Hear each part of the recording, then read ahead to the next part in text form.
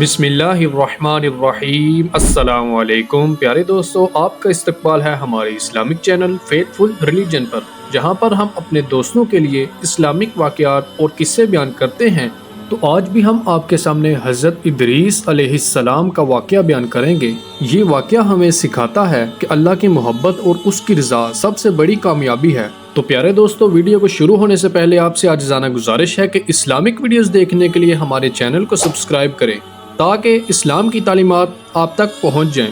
حضرت ادریس علیہ السلام اللہ کے پیارے نبی تھے۔ اللہ تعالیٰ نے آپ کو بہت سا علم، سمجھداری اور نبوت عطا کی تھی۔ آپ کو دنیا میں لکھنا، کپڑے سینا اور ستاروں کا علم سکھانے والا پہلا انسان کہا جاتا ہے۔ حضرت ادریس علیہ السلام کا ذکر قرآن پاک میں سورۃ مریم کی آیت نمبر 56 اور 57 میں آیا ہے، جہاں اللہ تعالیٰ فرماتے ہیں، اور اس کتاب میں ادریس کا ذکر کرو، وہ ایک سچے نبی تھے اور ہم نے انہیں ایک اونچے مقام پر بلند کر دیا۔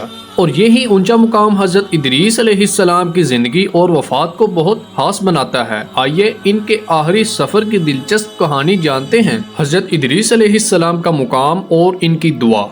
حضرت ادریس علیہ السلام اللہ کے بہت قریبی اور نیک بندے تھے۔ روایت کے مطابق انہوں نے اللہ تعالیٰ سے دعا کی کہ وہ موت کو محسوس کریں، جنت کو دیکھیں، جہنم کو سمجھیں اور مرنے کے بعد کے حالات جان سکیں۔ اللہ تعالیٰ نے ان کی یہ دعا قبول کر لی۔ حضرت ادریس علیہ السلام کا آسمانی سفر۔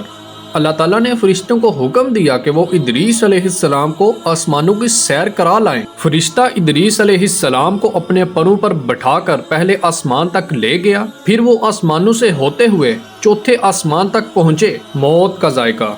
چوتھے آسمان پر حضرت ادریس علیہ السلام کی ملاقات حضرت عزرائیل علیہ السلام سے ہوئی۔ حضرت ادریس علیہ السلام نے ان سے کہا کہ وہ ان کی روح لے لیں تاکہ وہ موت کا تجربہ کر سکیں۔ حضرت عزرائیل علیہ السلام نے اللہ کے حکم سے ان کی روح لے لی۔ چند لمحے گزرنے کے بعد پھر اللہ تعالیٰ کے حکم سے حضرت عزرائیل علیہ السلام نے ان کی روح کو واپس لوٹا دیا۔ یوں حضرت ادریس علیہ السلام نے موت کے تجربے کو محسوس کیا۔ جنت کی سیر۔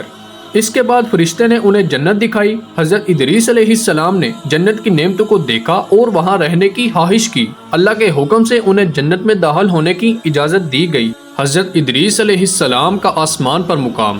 اللہ تعالیٰ نے حضرت ادریس علیہ السلام کو چوتھے آسمان پر ایک بلند مقام عطا فرمایا۔ یہی وہ بلند مقام ہے جس کا ذکر قرآن پاک میں آیا ہے۔ روایت کے مطابق حضرت ادریس علیہ السلام اب بھی آسمانوں پر موجود ہیں اور قیامت تک وہی رہیں گے۔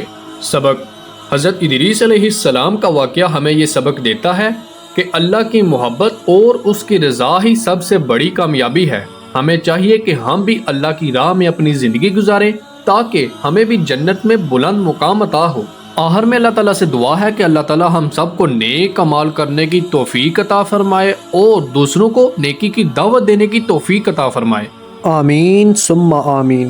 پیارے دوستو، اگر آپ کو ہماری ویڈیو اچھی لگی ہے تو اس کو دوستوں کے ساتھ شیئر کریں، اور مزید اسلامک اور اچھی ویڈیوز اور واقعات کے لیے ہمارے اسلامک چینل کو سبسکرائب کریں تاکہ اسلام کی تعلیمات آپ تک پہنچ جائیں۔ ملتے ہیں اگلی ویڈیو میں، تب تک اللہ حافظ۔